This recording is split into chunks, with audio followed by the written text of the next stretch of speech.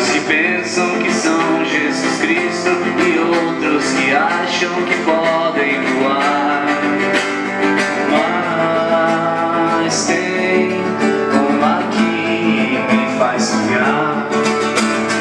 É a donzela maluca de vestido azul e de pernas pro ar.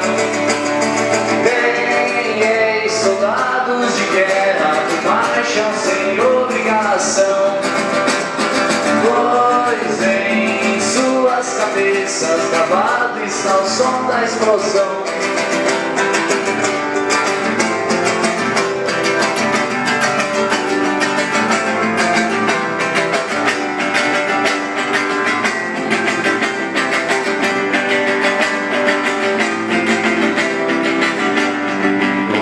Inspirados no conto de fadas, onde o valete vale mais que o as.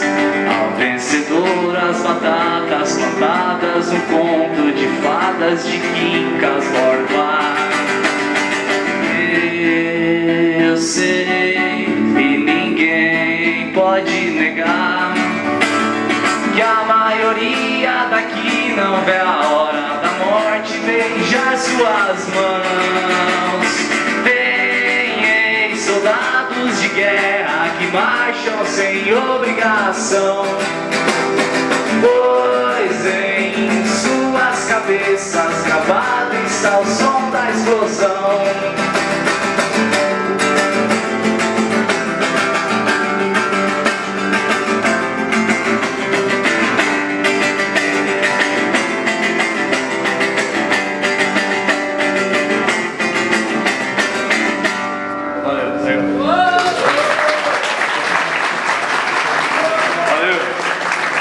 Essa se chama Sanatório de Dr. Francisco.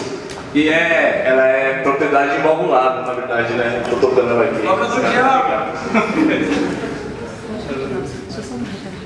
Acho que é.